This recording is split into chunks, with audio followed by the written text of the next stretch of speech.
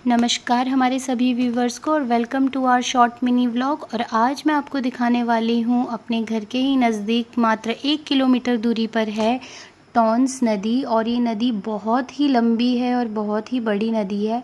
और आजकल आप देख ही पा रहे हो उत्तराखंड में सभी न्यूज़ चैनल्स पे भी आप देख रहे हो, धराली क्षेत्र में और भी कई क्षेत्रों में कितना नुकसान हुआ है।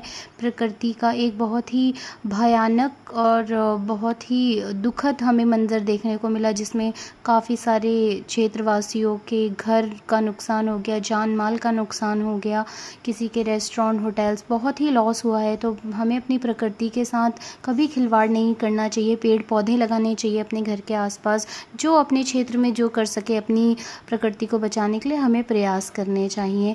और फिर इवनिंग हो गई थी, आज हमने प्लान किया घर का कुछ राशन वगैरह भी लाना था हमें। तो शिव्या तो बस ग्रॉसरी का नाम सुनते ही वो रेडी हो जाती कि I will also go with you.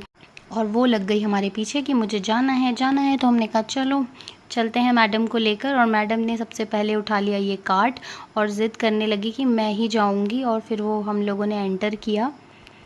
Ration जब हम हमेशा लेने जाते हैं, हम लोग पहले से मैं प्लान करके रखती हूँ, अपने फ़ोन में नोट कर लेती हूँ कि मुझे ये लेना है ये लेना, क्योंकि वहाँ जाके इतना कन्फ्यूजन हो जाता है। जो काम की चीज़ होती है वो तो हम उठाते ही नहीं है, और जो काम की नहीं होती वो पूरा कार्ट भर जाता है और बिल इतना लंबा चौड़ा आ जाता है।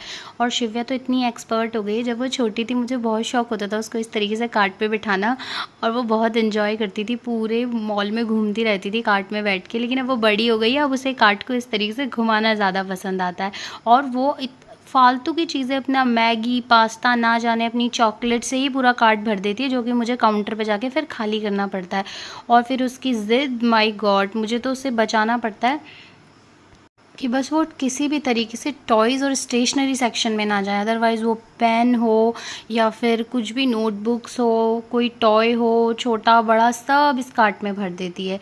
तो हमारा तो आधा टाइम इसी में ही वेस्ट हो जाता है कार्ट खाली करने में। और काम की चीज़ें भी कभी कभी मैं निकाल देती हूँ, फिर घर जाके चेक करना पड़ता है कि हमने सही चीज़ें ली या गलत। शिव्या तो इतनी, पहले तो वो बिल्कुल भी सेंटेंसेस क्लियर नहीं बोल पा रही थी।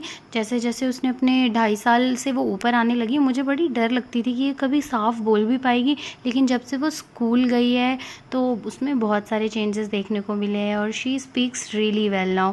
और वो अपनी चीज़ें बता पाती है, पास्ट इवेंट्स रिकॉल कर पाती है, उसने क्या किया क्या नहीं किया। बट फाइनली उसने ज़िद करके पापा से ये टॉय ले ही लिया। और मुझे बड़ी गुस्सा भी आ रही थी कि ये फालतू की चीज़ें लेती है और घर जाके इसने तोड़